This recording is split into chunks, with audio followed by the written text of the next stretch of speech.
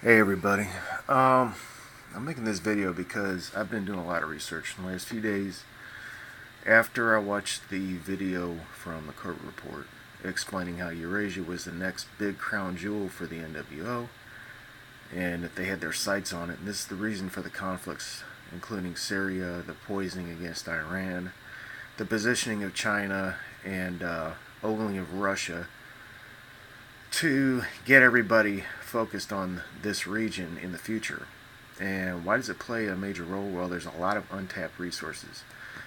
The Eurasian nation states are not as sophisticated as the rest of the first world countries and some of the countries like the United States and Russia and China who have had more exposure to the IMF oligarchs.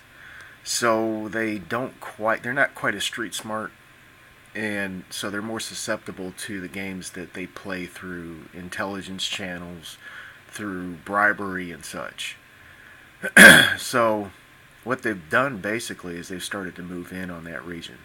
The huge one is Kazakhstan because it's central to the Eurasian region.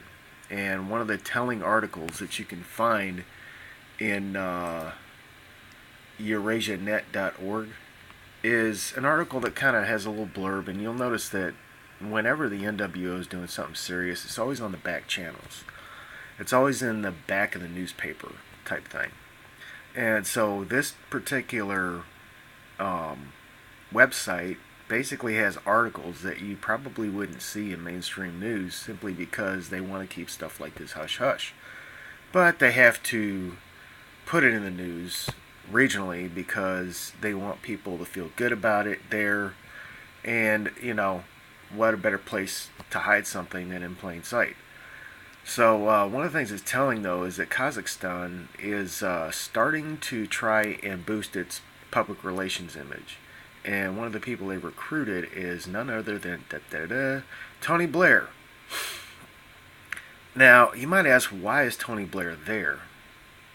Well, there's probably a lot of answers to that, but you can almost guarantee that he's got some ties to some oligarchs, including the Rothschilds, and he's trying to bring a crew of researchers with him to increase their public image, but also it's kind of a doorway to get the foot in the door so that corporations and other people can schmooze the government, bribe them, whatever, try and take some territory economically.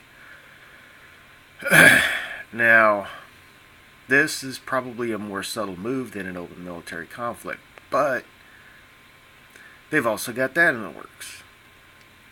It turns out that a lot of these countries, Uzbekistan, Kyrgyzstan, Kazakhstan, Turkmenistan, a lot of the stans out there that used to be former republics of Russia, Kazakhstan is kind of walking a tightrope because they want to keep good relations with both the West and Russia. They don't want to upset the bucket. Um, a lot of the recruits for ISIL turn out to be coming from these places. So that sends up a red flag for me because these people no doubt will go back to their different countries. And so that means that this thing with ISIL in Iraq and Syria is just a training ground. Is it a threat to anybody? Yes, regionally it is a threat to Iran, to Syria, to any of the countries that are surrounding that hot zone regionally. And if we left it alone, then they could take care of it. But the point is that because the oligarchs are in charge of the United States of America and the EU, they're not going to let it lie. They're going to keep funding the terrorists and trying to demonize the people that actually want to do something about it. So you're never going to see any cohesion in the region. None of the countries that could unite in odd alliance against ISIL will do it because America and the European Union are in the way, along with Israel. So that's never going to happen. But what they want to do, besides topple Syria and take over Iran, is create a fifth column, so to speak, to put them inside the Eurasian steppes, and that way they could possibly control them to a degree or rile them up or something to create unrest in the region, which would in turn cause China and Russia to want to step in eventually. And I can see the game the way it's being laid out on the board. So basically, they want to use China and Russia to do their dirty work, to trick them into this World War III. They're also doing it to us.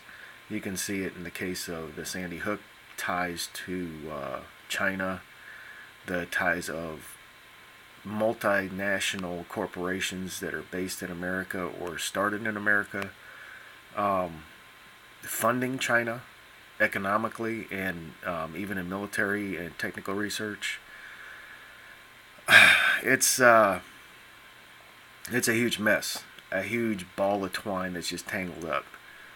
But the end game is that they want to control the world from the Eurasian steppes, because the resources there are largely untapped, and most of the governments there don't have the companies or the analysts to be able to figure that stuff out, and that's why Western companies are stepping in and doing that. So anyway, I'm gonna again post some links when I find the time to do it. Right now I got things that I need to really take care of, but I thought I'd just get this on here, some points of interest. If you're smart enough to figure out where to look, that's just looking at Corbett Report and also looking at these places like Eurasia net.org for the news. And don't rule out RT either, because sometimes they've got tidbits. Like they just admitted that they're going to have a 150,000 participant military exercise in eastern Russia. What's that mean? That means that they're gearing up to have a coordinated multinational joint exercise in the region of Kazakhstan, Mongolia, China, and Russia, right over there on that border. So they're gearing up for the event that things might go south in that region. So that's where the real focus is. All this other stuff that's sidetracking us, yes, it affects us. Yes, it's part of the puzzle. But they don't want people to know about Eurasia. They really don't. And that's why they're trying to sneak in there with these tiny news articles and little-known websites. So keep your eyes peeled and just recognize that corruption is everywhere. Don't fall for it. Stay true. Be a real human being. That's about all you can do right now. And for now, I'm going to sign off. Thanks.